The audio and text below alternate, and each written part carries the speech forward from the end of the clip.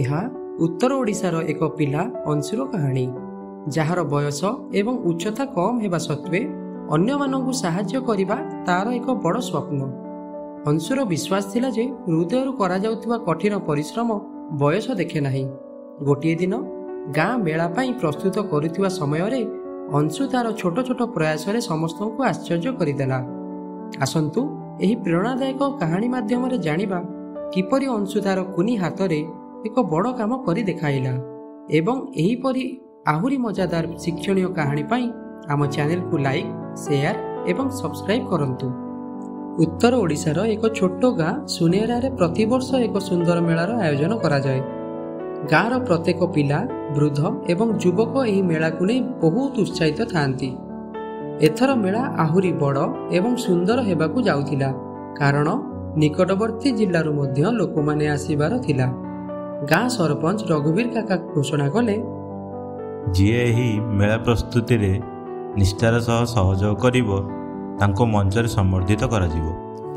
ସମସ୍ତ ଗୁରୁଜନମାନେ ପ୍ରସ୍ତୁତିରେ ଲାଗି ପଡ଼ିଲେ, କିନ୍ତୁ ପିଲାମାନେ ଭାବୁଥିଲେ ଯେ ସେମାନେ ହୁଏତ ଖେଳିବା ବ୍ୟତୀତ ଆଉ କିଛି କରିପାରିବେ ନାହିଁ।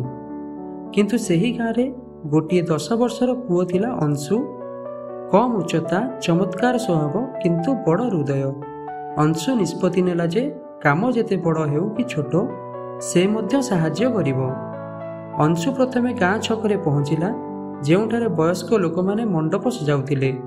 ସେ କହିଲା, କାକା, ମୋତେ ମଧ୍ୟ କିଛି କାମ ଦିଅ।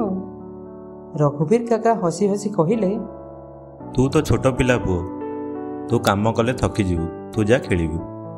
କିନ୍ତୁ ଅଂଶୁ ନିଜ ଜିଦରେ ଅଟଳ ରହିଲା। ତା ଆଖିର ଚମକ ଏବଂ ହୃଦୟର ପ୍ରକୃତ ସମର୍ପଣ ଦେଖି କାକା କହିଲେ, ଠିକ୍ ଅଛି, ତୁ ଗାଁ ମନ୍ଦିରରୁ ଫୁଲମାଳ ଆଣେ, ଏହା ଅତ୍ୟନ୍ତ ଗୁରୁତ୍ୱପୂର୍ଣ୍ଣ। ଅଂଶୁ ଖୁସିରେ ଦୌଡ଼ିଲା। ସେ ପ୍ରଚଣ୍ଡ ଖରାରେ ଧୂଳିପୂର୍ଣ୍ଣ ରାସ୍ତା ଦେଇ ସେ ମନ୍ଦିରରେ ପହଞ୍ଚିଲା। ଝାଳରେ ଭିଜି ଯାଇଥିଲେ ମଧ୍ୟ ସେ ହସୁଥିଲା। ମାଳ ଧରି ଫେରିବା ସମୟରେ ତାର ପାଦ ଏକ ଛୋଟ ପଥରରେ ବାଜିଗଲା ଏବଂ ସେ ତଳେ ପଡ଼ିଗଲା। ତା ଆଣ୍ଠୁରେ ଆଘାତ ହୋଇଗଲା। ଯନ୍ତ୍ରଣା ହେତୁ ତାର ଆଖିରୁ ଲୁହ ଆସିଗଲା, କିନ୍ତୁ ସେ ମାଳଗୁଡ଼ିକୁ ପଡ଼ିବାକୁ ଦେଲା ନାହିଁ। ସେ ଠିଆ ହୋଇ ନିଜର ଦୃଢ଼ ମନୋବଳରେ ଚାଲି ଚାଲି ଗାଁ ଛକ ପାଖକୁ ଆସିଥିଲା। ଫୁଲମାଳଗୁଡ଼ିକୁ ଦେଖିବା ପରେ କାକା ଦୁଃଖୀ ହୋଇଗଲେ। ସେ ତା ଆଣ୍ଠୁ ଧୋଇଲେ, ପଟି ବାନ୍ଧିଲେ ଏବଂ ମୁଣ୍ଡକୁ ଆଉଁସି କରି କହିଲେ, ଅଂଶୁ, ଆଜି ତୁ ଦେଖାଇ ଦେଇଛୁ ଯେ ପ୍ରକୃତ ସାହାଯ୍ୟ ବୟସ ଦେଖିନଥାଏ, ଏହା ହୃଦୟକୁ ଦେଖିଥାଏ। କିନ୍ତୁ ଏହା କେବଳ ଆରମ୍ଭ ଥିଲା। ପରଦିନ ଅଂଶୁ ତାର ସାଙ୍ଗ ରିୟା, ଅର୍ଜୁନ ଏବଂ ସୋନୁକୁ ମଧ୍ୟ ପ୍ରେରଣା ଦେଇଥିଲା। ସେ କହିଲା, ଯଦି ଆମେ ସମସ୍ତେ ମିଶି ଛୋଟ ଛୋଟ କାମ କରିବା, ତେବେ ବଡ଼ ବଡ଼ କାମ ମଧ୍ୟ ସହଜ ହୋଇଯିବ। ପିଲାମାନେ ବାଉଁଶରେ ଫୁଲ ଏବଂ ପତ୍ରର ତୋରଣ ସଜାଇଲେ, ରଙ୍ଗୋଲି ତିଆରି କଲେ, ଅତିଥିମାନଙ୍କ ପାଇଁ ମାଟି ପାତ୍ରରେ ପାଣି ଭର୍ତ୍ତି କଲେ ଏବଂ ବୟସ୍କ ଦର୍ଶକମାନଙ୍କୁ ମେଳା ଦେଖାଇବାରେ ସାହାଯ୍ୟ କଲେ। ଧୀରେ ଧୀରେ ଅଂଶୁ ଏବଂ ତାର ବନ୍ଧୁମାନଙ୍କର କଠିନ ପରିଶ୍ରମ ସାରା ଗାଁରେ ଆଲୋଚନା ହେବାରେ ଲାଗିଲା। ଗୋଟିଏ ଦିନ ହଠାତ୍ ପ୍ରବଳ ବର୍ଷା ହେଲା। ତମ୍ବୁର ଏକ ଅଂଶ ପଡ଼ିବାକୁ ଲାଗିଲା। ବଡ଼ମାନେ ଭିତରକୁ ଦୌଡ଼ିଗଲେ, କିନ୍ତୁ ଅଂଶୁ ସାହସ ହରାଇଲା ନାହିଁ। ସେ ଚିତ୍କାର କରି କହିଲା, ସମସ୍ତେ ମିଶିକି ଦଉଡ଼ିକୁ ଧର, ନଚେତ୍ ତମ୍ବୁ ଉଡ଼ିଯିବ। ନିଜର କୁନି କୁନି ହାତରେ ସେ ଦଉଡ଼ିକୁ ଧରି ଟାଣିବାକୁ ଲାଗିଲା। ତାର ସାଙ୍ଗମାନେ ତାକୁ ଅନୁସରଣ କଲେ। ସେମାନଙ୍କ ପ୍ରୟାସ ଦେଖି ବଡ଼ ବଡ଼ ଲୋକମାନେ ମଧ୍ୟ ଫେରି ଆସିଲେ ଏବଂ ସମସ୍ତେ ମିଶି ମଣ୍ଡପକୁ ବଞ୍ଚାଇଲେ।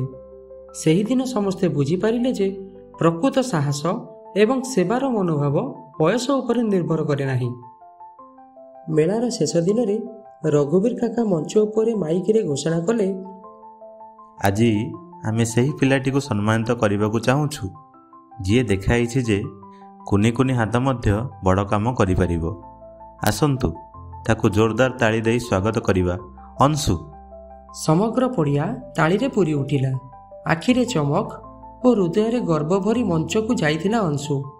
ତାକୁ ଏକ ସୁନ୍ଦର ପଦକ ଏବଂ ଗାଁର ଛୋଟ ପ୍ରେରଣାଦାତା ଉପାଧି ଦିଆଯାଇଥିଲା। ଅଂଶୁ ହାତ ଯୋଡ଼ି କହିଲା, ମୁଁ ବହୁତ ଖୁସି ଯେ ମୁଁ ସାହାଯ୍ୟ କରିବାର ସୁଯୋଗ ହାତଛଡ଼ା କରିନାହିଁ। ଯଦି ଆମେ ସମସ୍ତେ ମିଶି ଛୋଟ ଛୋଟ କାମ କରୁ, ତେବେ କୌଣସି ସ୍ୱପ୍ନ ବହୁତ ବଡ଼ ନୁହେଁ। ଏହି କାହାଣୀରୁ ଆମେ ଶିଖିବାକୁ ପାଇଲୁ ଯେ ପ୍ରକୃତ ସାହାଯ୍ୟ ପାଇଁ ବୟସ ନୁହେଁ, ଉଦ୍ଦେଶ୍ୟ ଦରକାର। ପ୍ରତ୍ୟେକ ଛୋଟ ଛୋଟ ପ୍ରୟାସ ଏକ ବଡ଼ ପରିବର୍ତ୍ତନର ଆରମ୍ଭ ହୋଇପାରେ।